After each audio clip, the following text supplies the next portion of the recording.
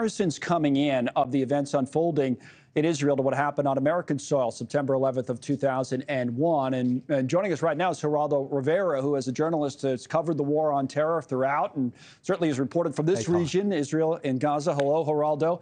And I know you even used that terminology, right, in one of your comments and tweets earlier, that this was Israel's 9/11. It is Israel's 9/11. This is the worst mass murder of Jews since the Holocaust, Colin.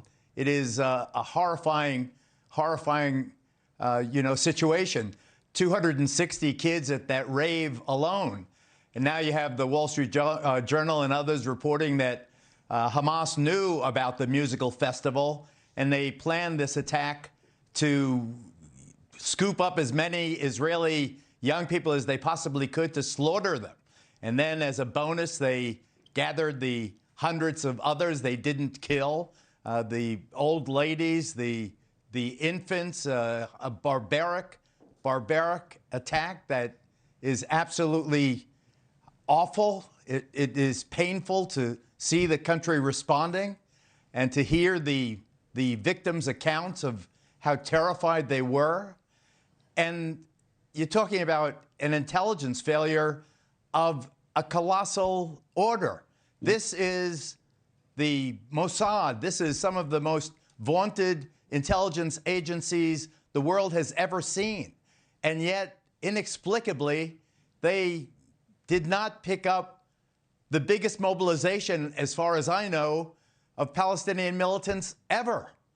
1,000 of them crossing the border, hang gliders, jet skis, and other water vessels, catching the Israelis with absolutely no warning. Kids listening to the firing going on, the machine guns in the distance, thinking that it's part of the festival, only to be massacred and their corpses desecrated and kidnapped. And where are these babies? Where are these children?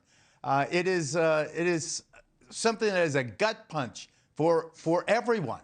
And I don't know where this ends, but I don't think it's going to end well, Colin. Well, we can see where it's going now. I mean, you referenced the video. We showed it in our open to our broadcast this afternoon, as a matter of fact, the hang gliders coming across the border, this drone video that Hamas is now happy to release themselves, by the way, for propaganda purposes. They're showing what they were able to do and how Israel was not able to see it coming and was completely. Here's some of this video right now. You see the rockets going across. That shadow just underneath the rockets, that's one of the hang gliders. There's there it is in the spot shadow right there, or being highlighted in red. That's what they did. They were just floating across the border. It's all coordinated. There were trucks driving in at the same time. And again, Israel wasn't ready for it. To your point about what happens next, now the bombing is underway in the other direction. It's severe. They've talked about it throughout the day, that they're going to cut off electricity, cut off food. We've seen, when we bring up our live shot of Gaza's city, we've seen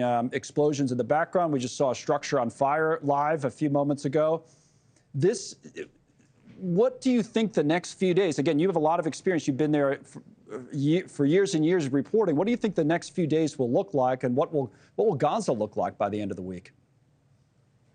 Well, the mobilization of the Israeli armor and the Prime Minister Netanyahu's declarations that he is going in are unequivocal. Mm-hmm. What happens once they go in, though, I think is very problematic.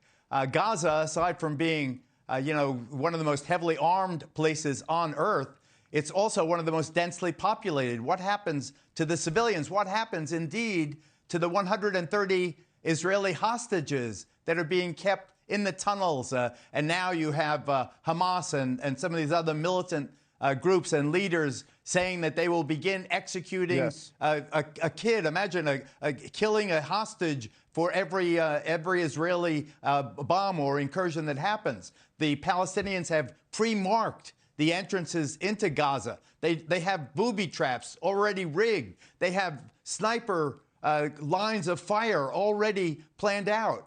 In 2014, there were over 60 Israeli soldiers who were killed in that incursion, and I'm not sure what it accomplished.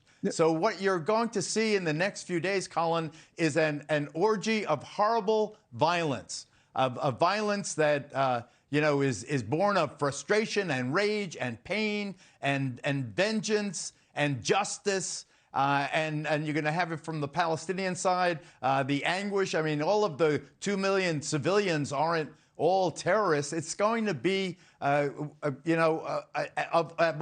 profound order.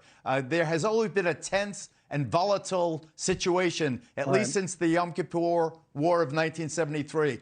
But this is the worst violence by far in at least a half century. Thank you for watching. Go to newsnationnow.com to find News Nation on your television provider. And don't forget to click the red subscribe button below to get more of News Nation's fact-driven, unbiased coverage.